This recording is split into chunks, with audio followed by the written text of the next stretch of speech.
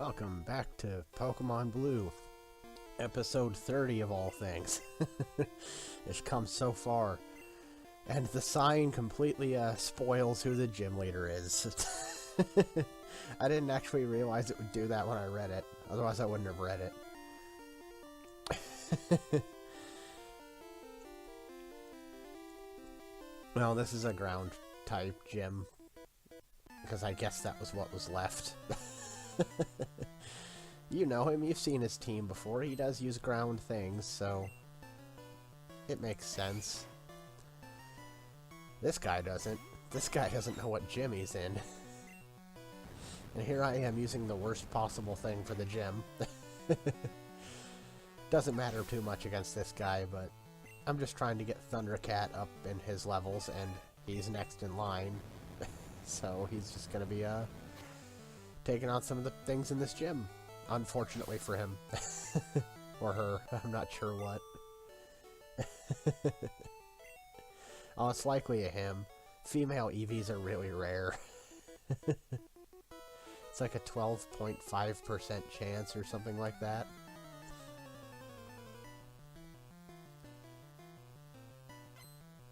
Cool trainers. They're the other type of trainer that uses whips. There's males and females. They both use whips. They're both assholes. And I decided because Sandslash is a high defense Pokemon, it wasn't worth the double kicking effort. You know, Blue Dragon needs some experience as well, so he can take on the ground stuff that Thundercat can't. Starting to call them by their names a little more. 30 episodes in. I finally got that down. Maybe. I'm not done yet. I might slip up still. If I sound like I just woke up, it's because I did. Had a long day yesterday. This guy comes to you and talks about making music with Pokemon, and you think it's going to be another rocker, but no. He's just a tamer. His Rhyhorn. Now, Jolteon has double kick. Oh, I messed up. Thundercat has double kick. It's super effective. Let's see how much it does. I see. So, yeah, like I said, it's not a bad backup move to have, I suppose, but it's really not worth it. Like, if you're using the double kick with Thundercat, you're either being stubborn like this, or you're just in a bad spot. You're probably not going to win. Not always the case. Sometimes that double kick will come in handy. But, you know, it's just kind of a filler move that might be useful. You know, it's never going to be part of your main strategy, because Thunderbolt is the main strategy. It's so weird, because Pokemon like Jolteon are typically never any good, because they just don't do enough, but that one thing that Jolteon does is so great. He's one of the most useful Pokemon for, like, every generation. In the later gens, he'd become better and better. Particularly when Pin Missile became a special move instead of a physical move. At least that gave him a little more. It doesn't help double kick much, but, well, you can only do so much. It'd be awesome if Jolteon could learn, like, Focus Blaster, something like that, whatever that move was. That'd be awesome. He'd probably be way too overpowered at that point, though. I don't know. He's the Karate King. My fate rests with him. This is becoming a true anime.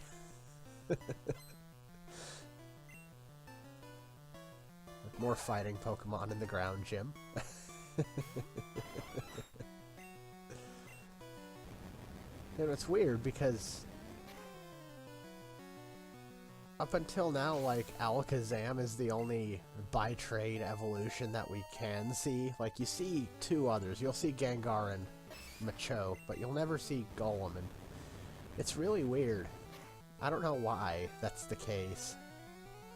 It's not like that'd break anything. Like, Alakazam is easily the best of those four. You know, Golem notwithstanding, because Golem is amazing in Gen 1. He's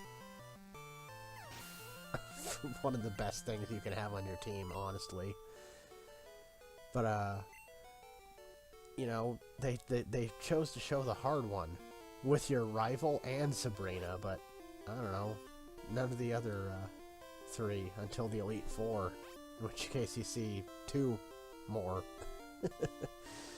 But never a Golem, and, you know, if I was to optimize this team, Marowak would be replaced with Golem, because Golem is simply amazing. You know, you're always choosing between Golem and Rhydon for that slot, because those two are so fantastic. I always prefer Golem, though, because you can get him as early as Mount Moon without cheating or trading. And besides, I'm kind of ridiculous in how I play these games in that I refuse to use anything that my rival is using, so my teams are typically pretty set. I'll sometimes break that to use like Gyarados or Alakazam in this gen, but I never end up using Rhydon for that reason, or Executor. You know, he can use Pidgeot. Pidgeot's terrible. Gen 1 Pidgeot is awful. There's not a whole lot of good flying types in this gen, though. Zapdos is good. The other 2 legendary birds are honestly not that great.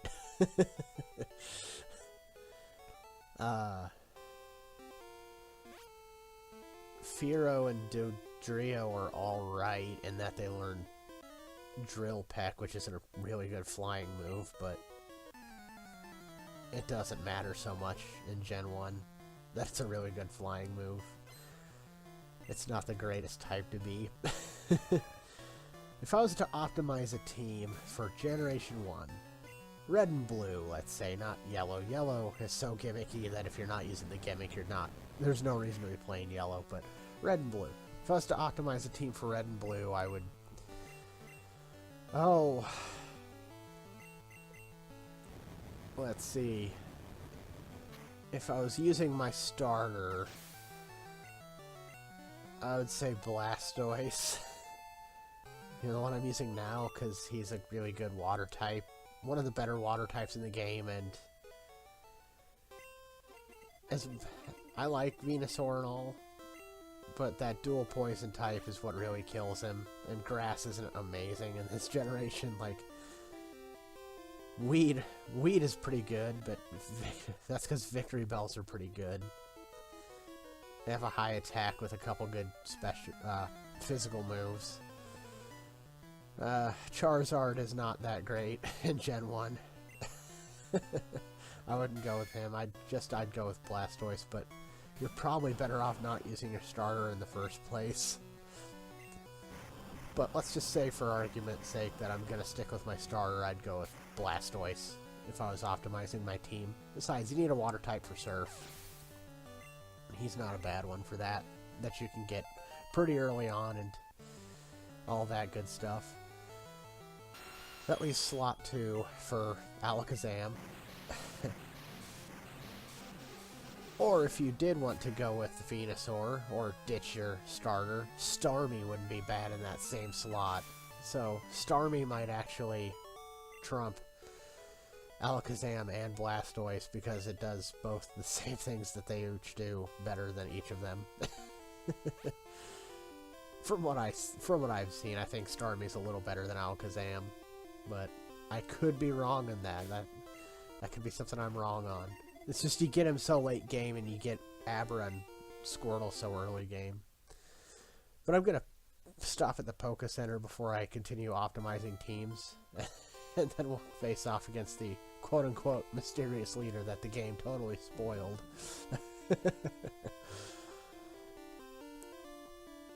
Golem or Rhydon would obviously be on the optimized team for reasons I've discussed before. They're just amazing.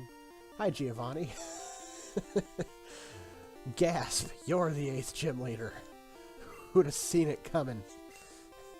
He's gonna resurrect Team Rocket, because apparently we've just completely crushed it. We've just completely buckled beneath the weight of its own defeat 4 times in our hands. And now he's trying to resurrect it, and here we are again! Well, that's nothing personal, it's just you're the 8th gym leader. Now you have to fight me because I'm a take on the Elite Four. I'm gonna start with the Swords Dance, and that might seem a little weird, but there's reasons, trust me. I'm not gonna be able to just razor leaf my way to victory in this gym. I probably honestly could. I am taking this fight a little way too seriously. The Swords Dance is probably completely unneeded, but there's a couple of things here that I want a Swords Dance for in preparation for. And I'll miss with I think speed might raise evasion, so that might be why, because Dugtrio's really fast. But he growled me, and I didn't want that, so I Swords Danced again. Like I said, I take this fight a little way too seriously. The Swords Dance is probably unnecessary, but... well, time to paint more walls with more blood. Hyper Beam. This Nidoqueen had such a bad time against this Victory Bell. The weed's kind of amazing. Nidoking. Also Hyper Beam. Except his defense isn't as high. So, this only goes one way. Yay, that's all I Swords Danced for. Probably the most unneeded Swords Dance in the history of Swords Dancing, but who knows. So back to team optimization. So right on Starmie or Blastoise and Alakazam. Venusaur being the other starter if you're using Starmie. This Charizard, ugh. I don't know what I'd do for the other 3, honestly. Because at this point I'm optimizing 2 separate teams based on what Psychic type I want to use. I would probably use Victory Bell if I started with Blastoise. Victory Bell's really good.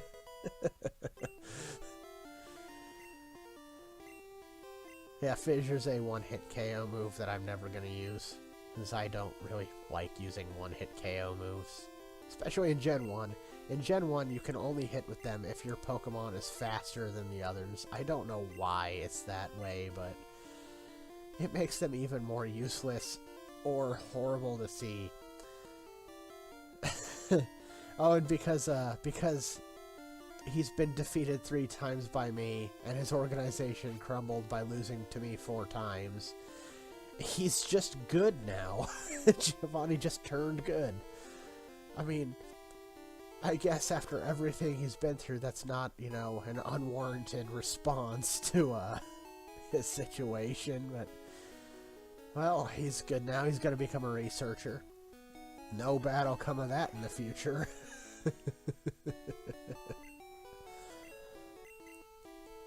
Wonder if he had a family. I wonder if he abandoned any family to lead Team Rocket, and then to go off and be some good researcher somewhere else. Probably not.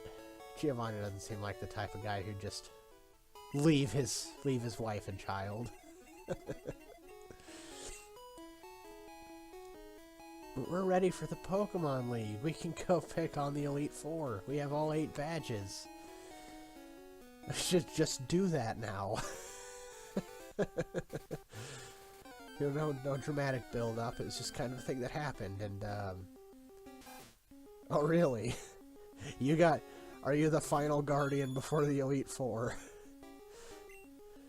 Are you he who stands before me, ready to take the hit? Goodbye. He's gonna be gone for like a week or 2 after that one. Well, in the same spot we fought him the second time, we get to fight Blue again. I wonder how he's doing. He's going to the Pokemon League too. You know, we both have all 8 badges. He thinks that's cool. We're gonna warm up. This truly is an anime. We're even warming up with our rival before the final battle. Full team of 6, and their levels are halfway decent. Alright, this should be a good fight, right? Well, things unfortunately for him go my way. I've got 3 more things to level up, so I'll be switching in and out here, but everything just goes up me.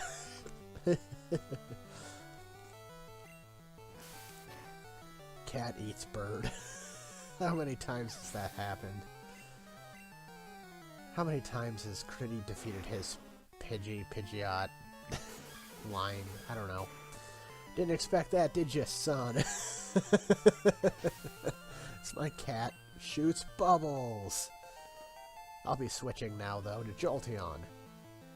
Fortunately for me. Oh, if only the order of those two would have been reversed, my switch would have been a little more awkward.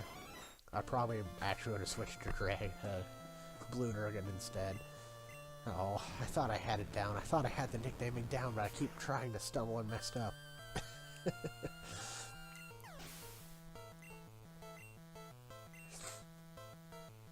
What an exciting fight. Your Growlithe isn't even evolved yet, you dunce. What are you waiting for? Well, he's blue.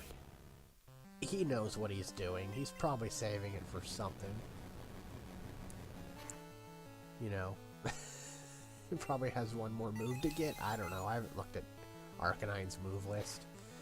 It's such a weird move list. Arcanine is such a great Pokemon that's hindered by such a weird move pool. There goes about the best attempt he had at knocking anything of mine out.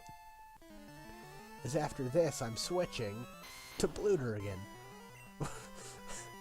Unfortunately for him, he's who's up next in my attempt to level up. Or at least spread the experience out. I resist his grass moves, I have an ice move. I mean, it all just fell in place. He really is a great trainer, though. He is a level 53 Venusaur. He's outpaced me. I guess I really motivated him with my levels last time, but everything just, I kind of got really fortunate with my lineup there. What? I was just careless. It wasn't truly all your fault. I got pretty lucky, honestly, with what I was doing and what needed to be done. But he's on his way to defeat the Elite Four. Huh. And he says that I'm not quite ready for that. And I've still got some work to do, some levels to gain. I won't let him get in my head. I'm ready for the Elite Four. How tough could they be? Ah, well, let's just continue on our way. Victory Road will get us some sim experience, I'm sure. But we have this unusual section that only appears in Kanto games, because it was redone in the remakes, unfortunately, where you have this road and these guards who check you one by one for your badges, where in every other game there's just kind of one dude in a folding chair checking for badges. And he'll just check to see if you have all 8. Instead, these guys check one at a time like some weird dedicated cult thing.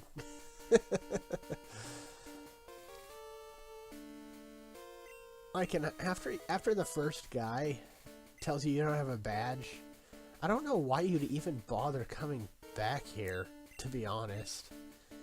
You're not really saving time by doing it. Like, yeah, by the time you have the 8th badge, I mean, it's a quick run through the last guy, and you're not interrupted by as much text, but there's travel time involved. And this guy's off screen, I don't know what's up with that, he's just kind of yelling at me. But there's travel time involved, and you'd have to go all the way down the path and then all the way back because you couldn't go any further, and it doesn't save you any time to come back here at any point in time, so I don't know why they needed to do this. Although, if you have everything before the volcano badge, you can totally collect some Pokemon here. So maybe your team before Blaine isn't finished, and there's some things you can find here, like Slowpoke is here, I believe, and Ditto's here, and there it is. Victory Road. But you know what? Something Blue said is totally getting to me. Red, you need more practice. I mean, if anybody knew anything about practicing and needing practice, it would be Blue. You know, if anyone knew my capabilities more than me, it would be Blue. I mean, maybe he wasn't trying to get in my head. Maybe he has a point. Maybe I'm not ready for this. Oh, God. I don't know anymore. I've come so far. What's this? I'm running into wild Pokemon. It's a Ditto. Oh, look at him. Even he's judging me. Look at that face. Get out of here. Don't judge me. I don't know if I can do this, guys. I don't know. The Elite Four, they sound pretty tough. I'm starting to get cold feet about this whole thing. I don't want to go there and lose. I'd never be able to face anybody again, especially Blue. There has to be something I can do. Something I can do to determine if I'm ready for this or not. Oh, maybe there's a tournament I can enter? A really decent tournament, like powerful trainers. There's some grinding I can do, some last minute. Maybe I can honestly send him to the toolbox and get Blue drinking his final moveset. Maybe shove some rare candies and vitamins down people's throats. Well, there has to be something I can do, like a tournament or something, yeah. So as soon as I figure something out, I'll get back to you on that. Have a good day. See you later.